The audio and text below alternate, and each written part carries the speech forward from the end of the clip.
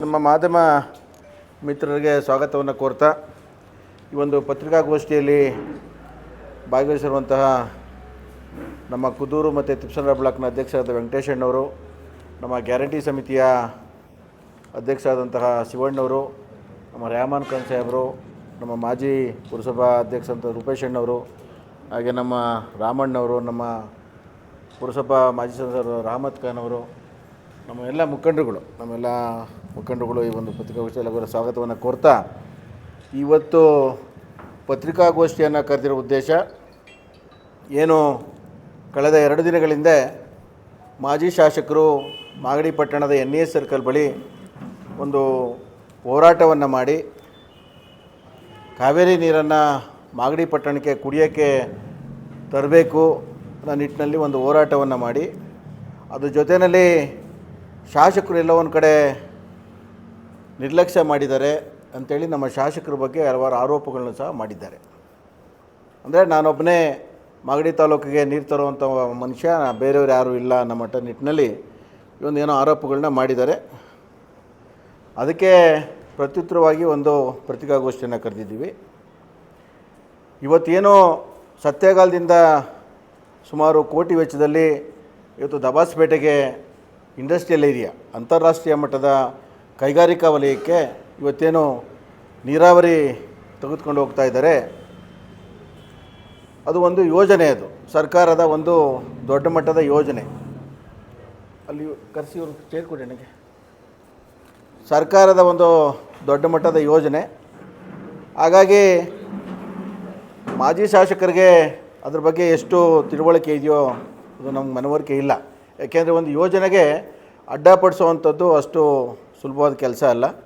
ಇದು ರಾಜ್ಯ ಸರ್ಕಾರದ ಒಂದು ದೊಡ್ಡ ಯೋಜನೆ. ಇದು ನಾವಾದರೂ ಹೇಳೋದು ಇಷ್ಟೇ, ಬಾಲಣ್ಣವರೆಲ್ಲ ಒಂದು ಕಡೆ, ನಮ್ಮ ಶಾಸಕರಿಗೆಲ್ಲ ಒಂದು ಕಡೆ ನಿರ್ಲಕ್ಷ್ಯ ಇದೆ, ಅವರೇನೋ ಜವಾಬ್ದಾರಿ ಇಲ್ಲ ಅನ್ನೋ ಮಟ್ಟ ನಿಟ್ಟಿನಲ್ಲಿ ಮಾತಾಡಿದ್ದಾರೆ.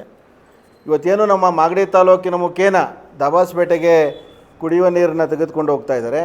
ಈ ವಿಷಯವಾಗಿ ಸಂಬಂಧಪಟ್ಟಂಥ ಅಧಿಕಾರಿಗಳ ಜೊತೆ ಸುರೇಶ್ ಅಣ್ಣವರು ಮತ್ತು ನಮ್ಮ ಬಾಲಣ್ಣವರು ಚರ್ಚೆ ಮಾಡಿ, ನಮಗೆ ನೀರಿನ ಅವಶ್ಯಕತೆ ಎಲ್ಲೆಲ್ಲಿದೆ, ಮಾಗಡಿ ತಾಲೂಕಿಗೆ ನೀರಿನ ಅವಶ್ಯಕತೆ ಎಲ್ಲೆಲ್ಲಿದೆ, ಅದಕ್ಕೆ ನಾವು ಕೊಡಲೇಬೇಕು ಅಂತೇಳಿ ಅದನ್ನು ಮಾತುಕತೆ ಆಡಿ ಆ ಮುಖೇನ ಇದನ್ನು ಕೆಲಸ ಮಾಡಿರೋವಂಥದ್ದು.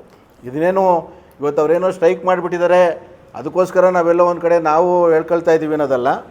ಕೆಲವು ದಿನಗಳಿಂದ ನಮ್ಮ ರೈತ ಸಂಘದ ಅಧ್ಯಕ್ಷರಾದಂಥ ಲೋಕೇಶ್ ಅಣ್ಣವರು ಈ ವಿಷಯವಾಗಿ ಒಂದು ಹೋರಾಟವನ್ನು ಮಾಡಬೇಕು ಅಂತೇಳಿ ಚರ್ಚೆಯನ್ನು ಮಾಡಿದ ಸಮಯದಲ್ಲಿ ಆವತ್ತೇ ಇದನ್ನೆಲ್ಲ ಬಹಿರಂಗ ಪಡಿಸೋಂಗಿಲ್ಲ, ನೀವು ಯಾರಿಗೂ ಅನುಕೂಲ ಮಾಡ್ಕೊಳ್ಳೋಕ್ಕೆ ಸ್ಟ್ರೈಕ್ ಎಲ್ಲ ಮಾಡಿ ತಿರುಗಿ, ಯಾಕೆಂದರೆ ಕಾವೇರಿ ನ್ಯಾಯಾಧೀಕರಣ ಇದೆ, ಕಾವೇರಿ ನೀರಿಗೆ ಸಂಬಂಧಪಟ್ಟಂತೆ ನ್ಯಾಯಾಧೀಕರಣ ಇದೆ.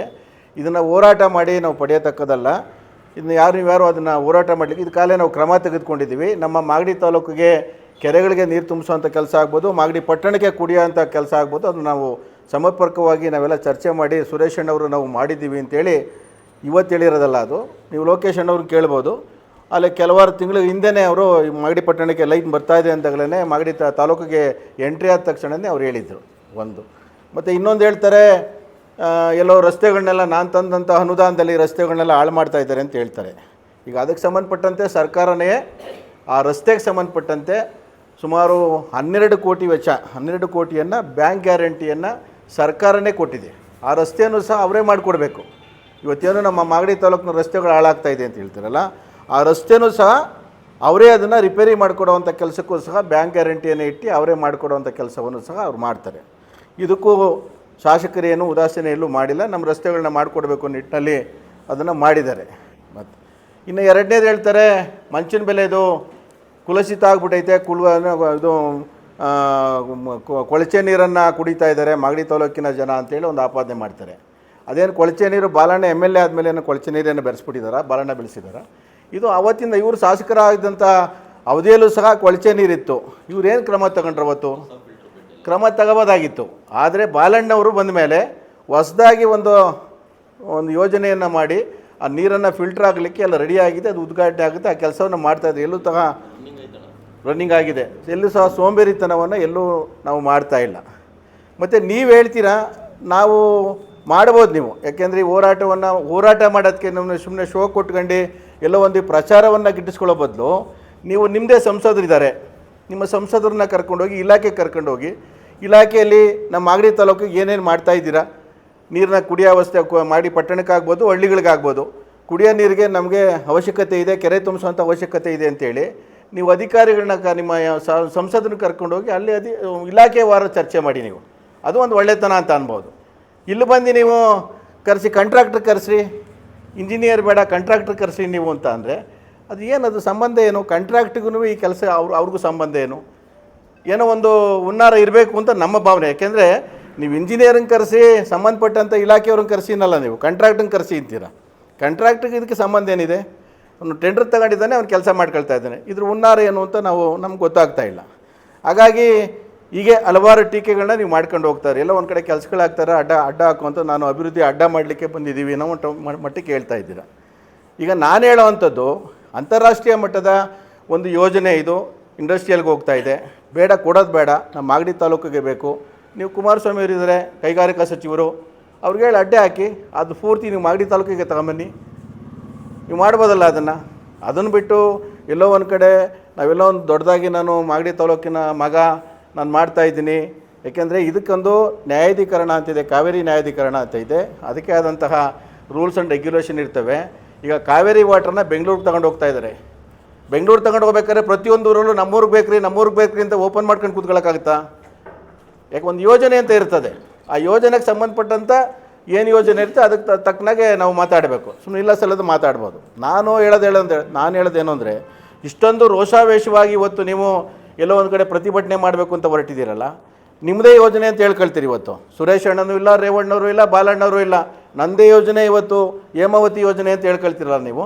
ಹೇಮಾವತಿ ಯೋಜನೆಗೆ ಒಂದು ದಿವಸ ಯಾವತ್ತಾದ್ರೂ ನಿಮ್ಮ ಸಂಸದರನ್ನು ಎಲ್ಲರೂ ಕರ್ಕೊಂಡೋಗಿ ಏನೋ ಒಂದು ಹೋರಾಟ ಮಾಡಿದ್ರೆ, ಇವತ್ತು ಲಿಂಕ್ ಕ್ಯಾನಲ್ ಬಗ್ಗೆ ನಮ್ಮ ಮಾಗಡಿ ತಾಲೂಕಿಗೆ ಬರಬೇಕು ನೀರು ಅಂತೇಳಿ ಅಷ್ಟೊಂದು ಒದ್ದಾಟ ಮಾಡಬೇಕಾದ್ರೆ ಇವತ್ತು ಡಿ ಕೆ ಶಿವಕುಮಾರ್ ಮತ್ತು ಡಿ ಕೆ ಸುರೇಶ್ ಅವರ ನೇತೃತ್ವದಲ್ಲಿ ಒಂದು ಲಿಂಕ್ ಕ್ಯಾನಲ್ ಆಗಿ ಸುಮಾರು 900 ಕೋಟಿ ಕೆಲಸ ಪ್ರಾರಂಭ ಆಗಿದೆ. ಎಲ್ಲೋ ಕೆಲಸ ತಡೆ ಮಾಡಿದ್ದಾರೆ. ನಿಮ್ಮದೇ ಸರ್ಕಾರದ, ನಿಮ್ಮದೇ ಮಿತ್ರ ಪಕ್ಷ ಸರ್ಕಾರದ ಶಾಸಕರುಗಳು ಇವತ್ತು ಎಲ್ಲೋ ಒಂದು ಕಡೆ ತಡೆ ಮಾಡಿದ್ದಾರೆ. ಅದ್ರ ಬಗ್ಗೆ ಏನು ಒಂದು ದಿವಸ ಹೋರಾಟ ಮಾಡಲಿಲ್ಲ ನೀವು? ಕರೀರಿ, ಇವತ್ತು ಕರೀರಿ. ಗೌರವಯುತವಾಗಿ ನಾವು ಹೇಳ್ತಾ ಇದ್ದೀವಿ, ಇವತ್ತು ಕರೀರಿ. ನಮ್ಮ ಶಾಸಕರು ಸಮೇತ ನಾವೆಲ್ಲ ಮುಖಂಡರುಗಳು ಆ ಒಂದು ಹೋರಾಟದಲ್ಲಿ ಭಾಗವಹಿಸ್ತೀವಿ. ನೀವೇ ಮುಖಂಡತ್ವ ತೆಗೆದುಕೊಳ್ಳಿ. ಇಂಥ ಕೆಲಸಗಳು ಮಾಡಿ. ದಯಮಾಡಿ ಇಲ್ಲ ಸಲ್ಲದ ಆರೋಪಗಳನ್ನ ಮಾಡ್ಕೊಂಡು ಎಲ್ಲವತ್ತೂ ಪ್ರತಿಯೊಂದು ಏನೇ ವಿಷಯಗಳಾದ್ರೂ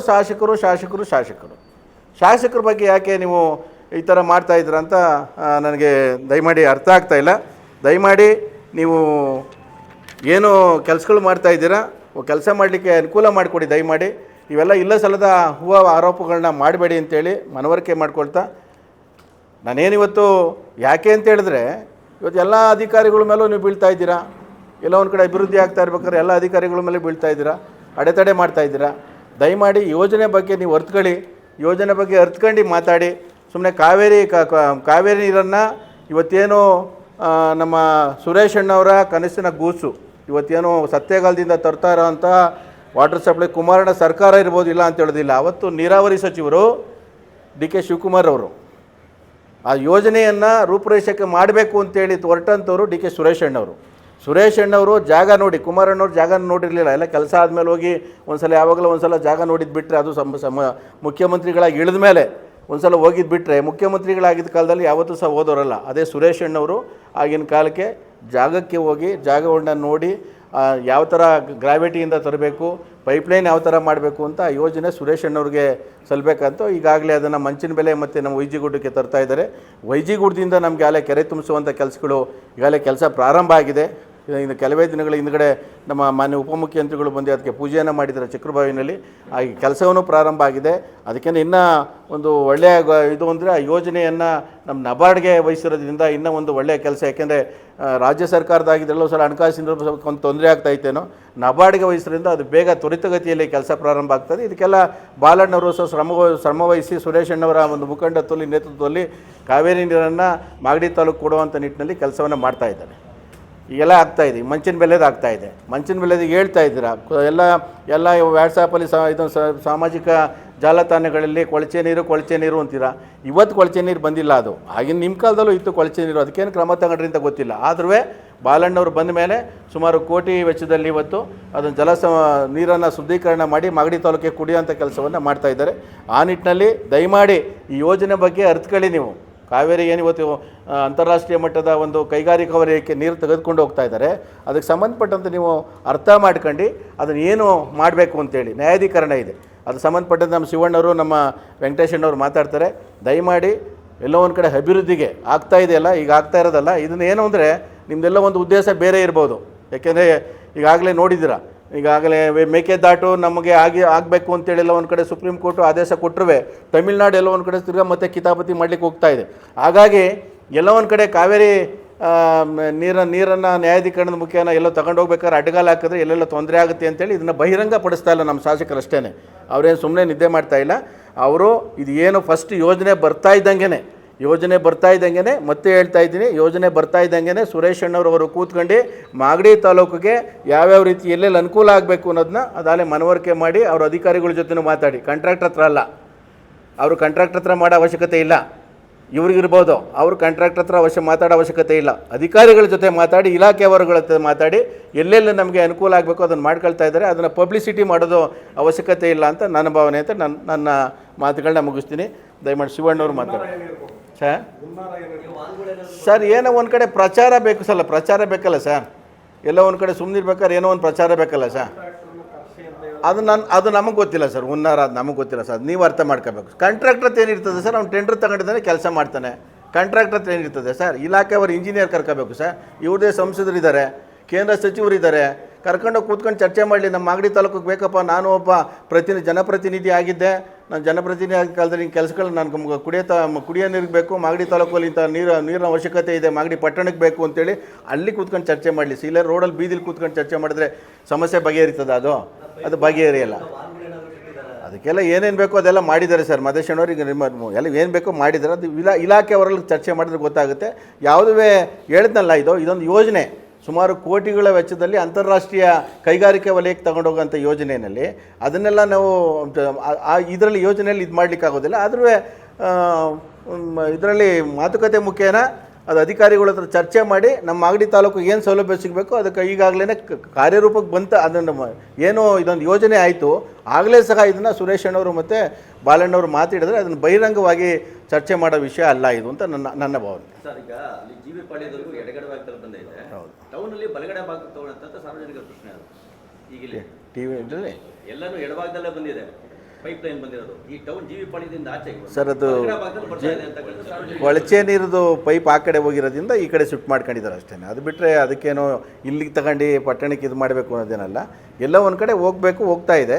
ಆದರೆ ಆ ಕಡೆ ಕೊಳಚೆ ಬಂದಿರೋದ್ರಿಂದ, ಒಳಚರಂಡಿ ಇರೋದ್ರಿಂದ ಈ ಕಡೆ ತಗೊಂಡಿದ್ದಾರೆ ಅಷ್ಟೇ. ಅದನ್ನು ಆ ರೋಡ್ನು ಸಹ ಅವ್ರದ್ದೇ ಜವಾಬ್ದಾರಿ, ಕೆಲಸ ಮಾಡಿಕೊಡ್ತಾರೆ. ದಯಮಾಡಿ ಶಿವಣ್ಣವ್ರು ಮಾತಾಡ್ತಾರೆ.